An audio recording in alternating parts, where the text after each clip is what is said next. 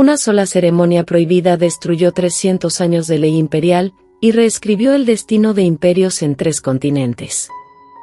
Lo que estoy a punto de revelar expone secretos deliberadamente borrados de la historia.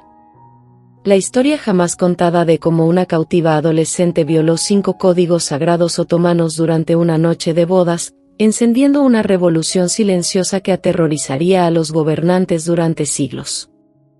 Su nombre de nacimiento era Alexandra Anastasia Lisovska, conocida en la historia como Hürrem Sultán.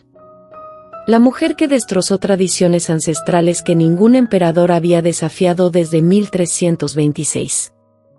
Pero lo que ocurrió en 1534 no fue simplemente matrimonio. Fue un derrocamiento calculado, ejecutado dentro de los aposentos ocultos del Palacio Topkapi, usando técnicas de seducción que había perfeccionado dentro del harén imperial. Prepárate para entrar a los archivos prohibidos del poder otomano. Documentos descubiertos en las bóvedas del Vaticano describen ceremonias, rituales secretos y tácticas matrimoniales que transformaron a una prisionera ucraniana en la mujer más peligrosa de su era. Cada ley destrozada fue deliberada, parte de una estrategia magistral que dio a luz al sultanato de las mujeres.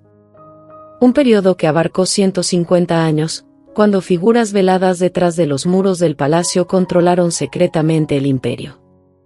Lo que aprenderás hoy puede alterar permanentemente tu comprensión de la influencia, la pasión y los mecanismos ocultos que impulsan la historia. Cuando los historiadores celebran a Solimán el Magnífico, ocultan una realidad mucho más perturbadora. El verdadero gobernante de territorios que se extendían desde Hungría hasta Yemen, era una mujer que ningún hombre se atrevía a reconocer abiertamente.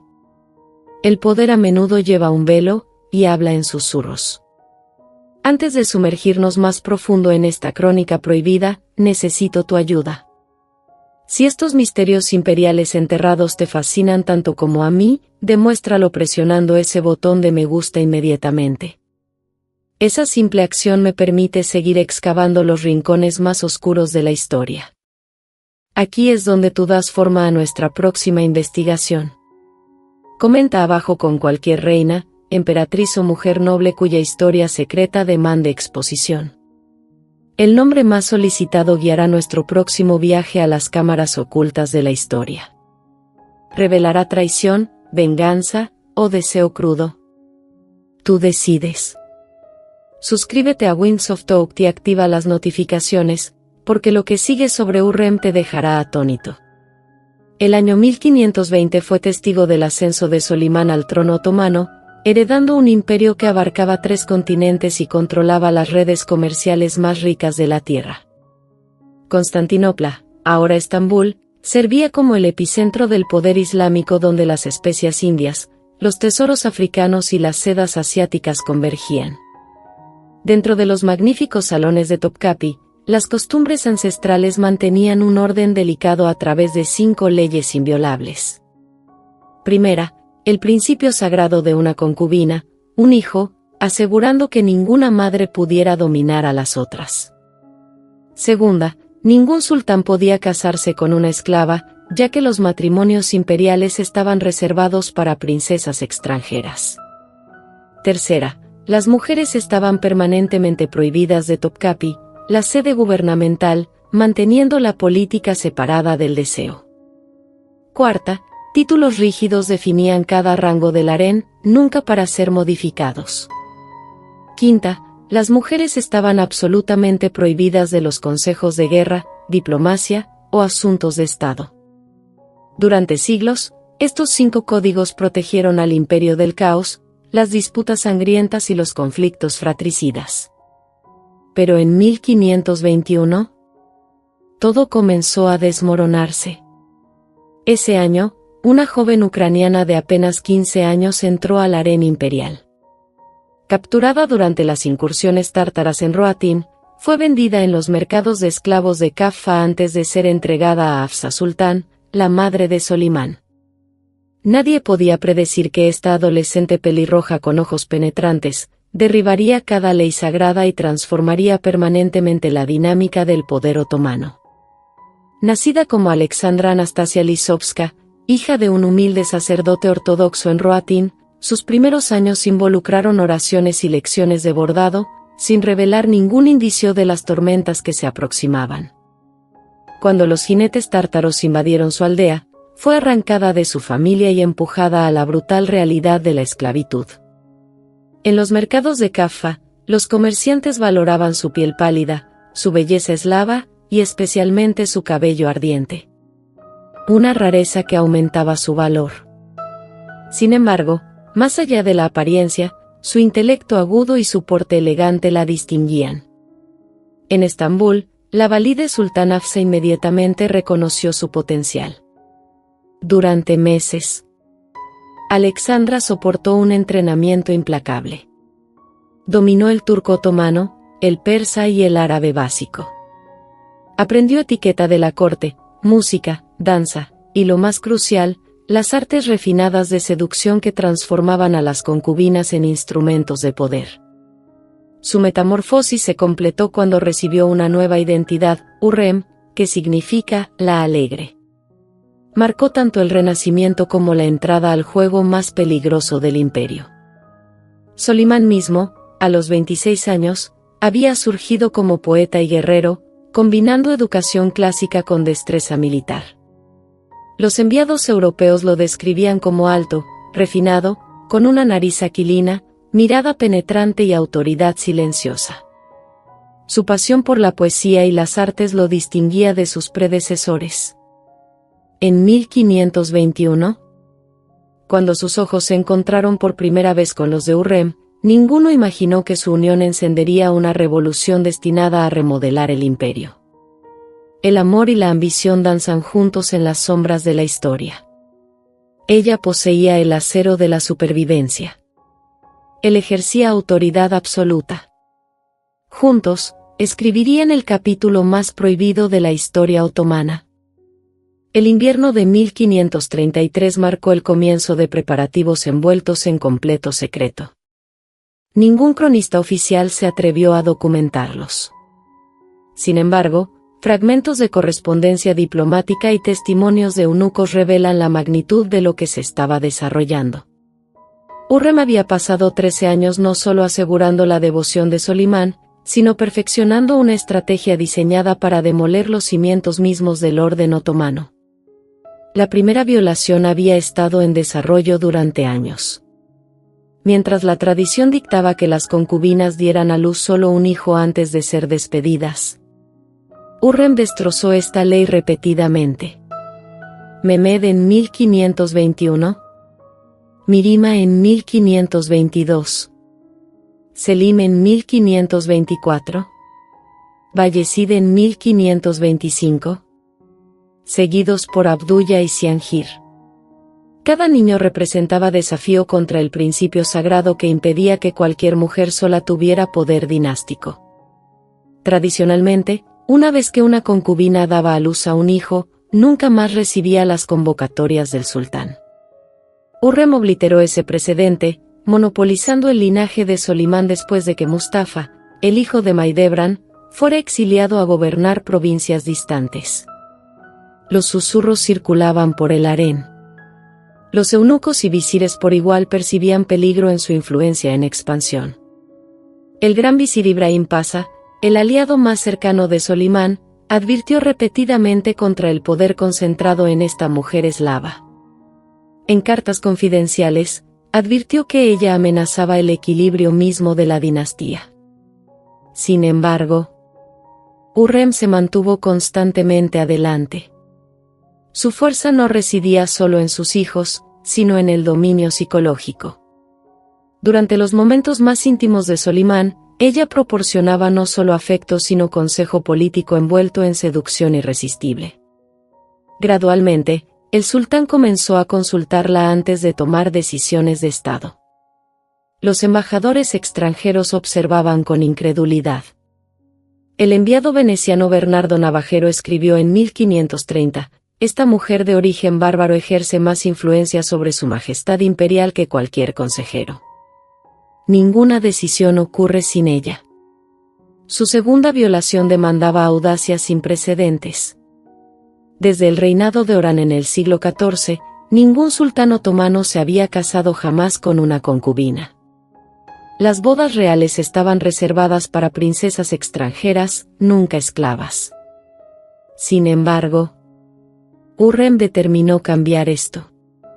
Primero, eliminó su mayor obstáculo, Hafsa Sultán, la madre de Solimán, la única mujer lo suficientemente poderosa para oponerse a ella. Los registros oficiales afirmaban que murió de enfermedad en 1534. Pero los médicos del palacio sugirieron más tarde signos de envenenamiento lento con arsénico. ¿Con Hafsa fuera del camino? Hürrem se movió para socavar al mismo Ibrahim Pasha.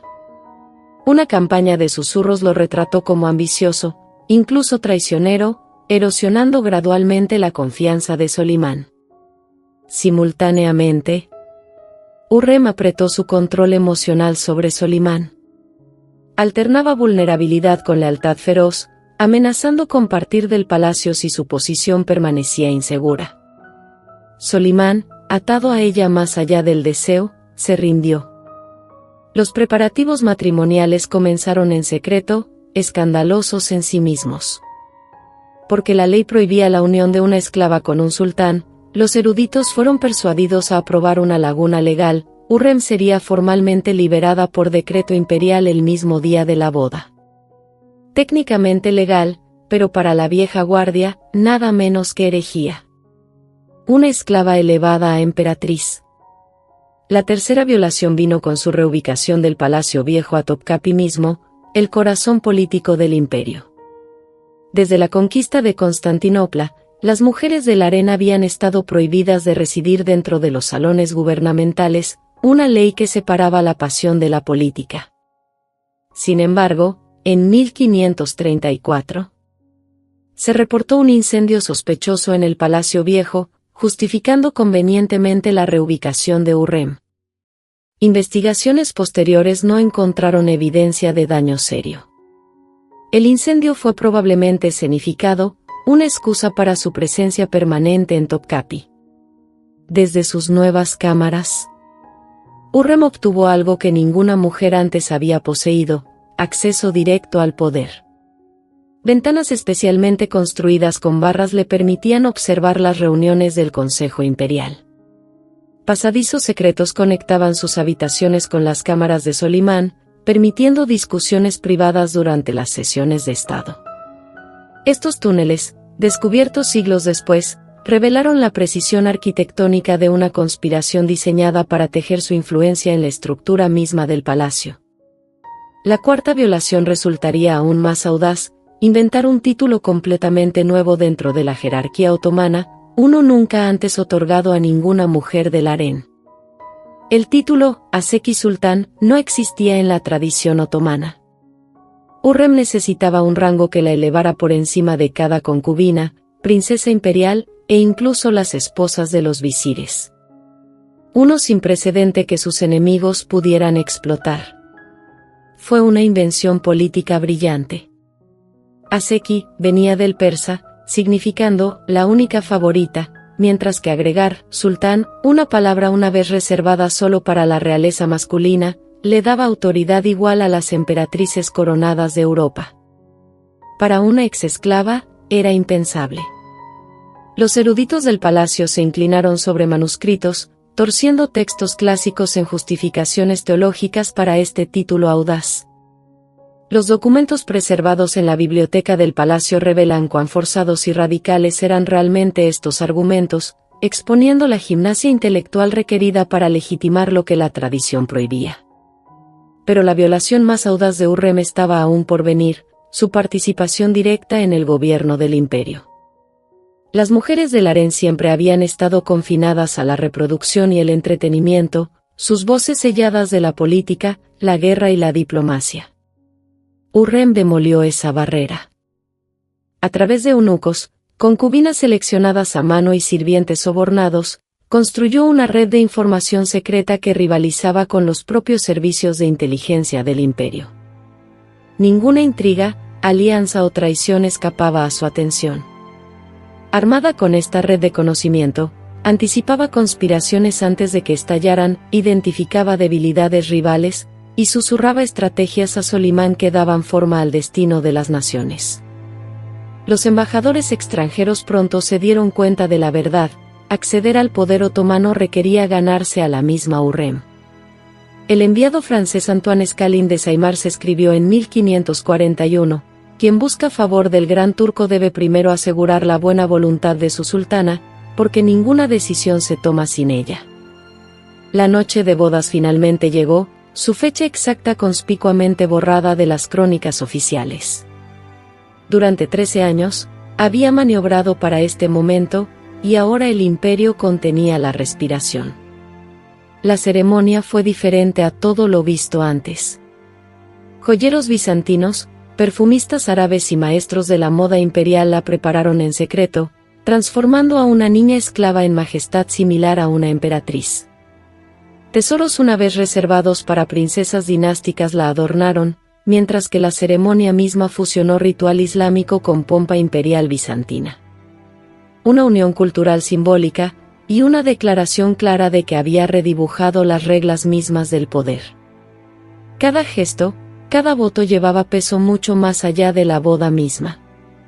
Los presentes entendían que estaban presenciando no solo matrimonio, sino trastorno constitucional.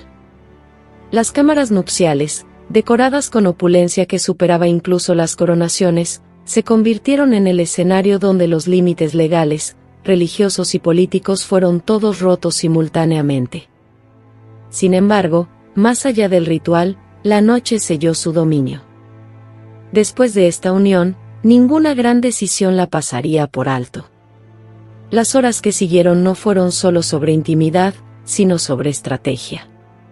Juntos, Hurrem y Solimán planearon reformas, políticas de sucesión y formas de silencio.